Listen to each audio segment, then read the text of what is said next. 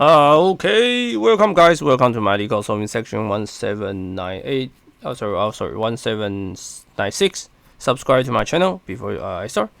So second largest digit is a string, right? Somebody give you an alphabet string and return second largest numerical digit that appear in S. If -1, that doesn't exist.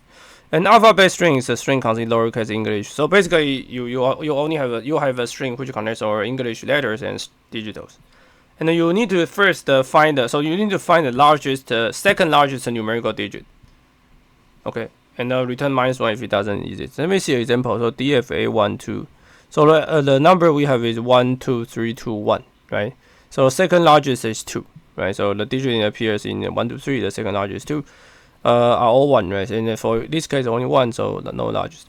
Okay, so the idea first is that we need to find a set, right? The sets of all the numeric, right? And after that, we can sort it. We can sort it and pick the second. If that second exists, then we pick it. If we pick it, if not, then we return false.